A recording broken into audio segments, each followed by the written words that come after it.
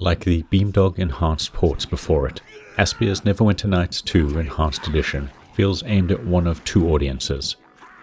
The first are nostalgic gamers looking to relive their cherished memories, albeit at the potential cost of ruining them. The second group are likely younger gamers, curious about the evolution of CRPGs, from the Infinity Engine classics, with their great writing, gorgeous 2D backdrops and sprite work, into fully 3D worlds with more voice work, detailed character models and flashy combat animations that felt increasingly at odds with dice roll outcomes. Tellingly, Neverwinter Nights 2 was the only CRPG in the current enhanced roster that I never finished at launch, and that's including Aspyr's Switch-exclusive remasters of Star Wars Knights of the Old Republic 1 and 2, and it took me a while to gather my thoughts. Regardless of my opinion, I want to start by praising the preservation value of these enhanced ports, especially on modern consoles where backwards compatible libraries are becoming as important a feature as on PC. JRPGs emerged on early consoles and have been extensively ported, remastered or remade, whereas Western-developed CRPGs only gained widespread popularity on consoles during the Xbox 360 and PlayStation 3 generation, after the release of real-time, action-oriented titles like The Elder Scrolls IV Oblivion and Mass Effect. An obvious issue was that CRPGs were designed exclusively for PC at first, with many featuring real-time with pause combat built around mouse and keyboard inputs. Neverwinter Nights 2 Enhanced Edition offers updated controls and a tweaked UI, a claustrophobic over-the-shoulder camera toggle, and solid performance on all consoles, including the Nintendo Switch 1. But these changes can only achieve so much. It remains awkward to play with the gamepad, and that adds a layer of frustration atop a game with no shortage of frustrating elements. That said, the native gamepad support offers greater accessibility and handheld potential for PC players. I am listening. As for the game itself, Neverwinter Nights 2 Enhanced Edition is a slow-burn RPG, even when compared to its sluggish 2002 predecessor that offered an official campaign and expansions that could feel like custom modules built on a budget with limited assets, rather than an epic handcrafted campaign. Though, to be fair, the Infinity Engine games also padded out their worlds with repeating outdoor tile sets and copy-paste interiors, but I found the unique locations and set pieces more memorable than in the later 3D games. For the 2006 sequel, Obsidian used the Electron toolset, an evolution of the Aurora toolset, to create a more diverse RPG, but still one clearly built from an asset library. It reintroduced a world map, ditched the formulaic hub with 4 adjacent regions design, restored full party management mechanics, and massively improved companion interactions with the player, NPCs, and each other. Unfortunately, at least where the main quests are concerned, the role-playing complexity and player freedom feels limited compared to the Infinity Engine titles. I appreciated the frequent cuts to what the villains are up to in the background, but the overarching quest is linear. Significant choices feel artificially binary, and it retreads many familiar themes between a handful of memorable twists. Throughout the lengthy prologue and your formative hours in and around the titular city of Neverwinter, you'll tick off a checklist of CRPG tropes.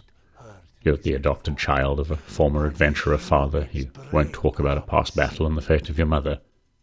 The opening village fair has you and your tutorial companions participate in tests of melee, ranged, and magical skill before tragedy inevitably strikes. The opening hours before reaching the city of Neverwinter are a microcosm of mid to late game scenarios, and every conflict you can resolve without violence, through a mix of logical replies or attribute checks, represents a potential ally against an overarching threat later. There are a dozen companions, some you can romance, that cover an eclectic mix of archetypes. They have their own quest lines and character growth that the player can influence, all of which pays off during the final battle. Examples include an angsty rogue looking for guidance, a brawling dwarf with a curious moral code and a desire to become a monk, an aloof elven druid you find yourself dependent on others in civilized lands you'd rather avoid, an overconfident trash-talking sorceress that trouble follows, and an unhinged gnomish bard with a fondness for lengthy conversations. Unlike the first Neverwinter Nights, they all play a more active role outside of their personal quests. They can calm or antagonize NPCs, and will often debate with the player or among themselves when you're trying to resolve a quest. That constant party interaction and frequent dialogue choices are highlights, as the gameplay is, at least well into the second act, poorly paced and unbalanced. The frequency of leveling drops off quickly, and too much time is spent simply running back and forth between quest givers.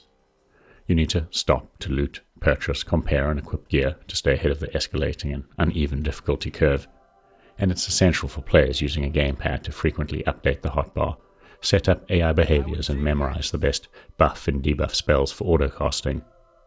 Without a story mode difficulty, sudden spikes, such as early battles against mobs of backstabbing rogues, can kill pacing when most quests involve combat. If modern turn-based or action RPGs are about incremental progress, the thrill of watching numbers go up, Neverwinter Nights 2 Enhanced Edition is a reminder that most early CRPGs were about exceeding thresholds.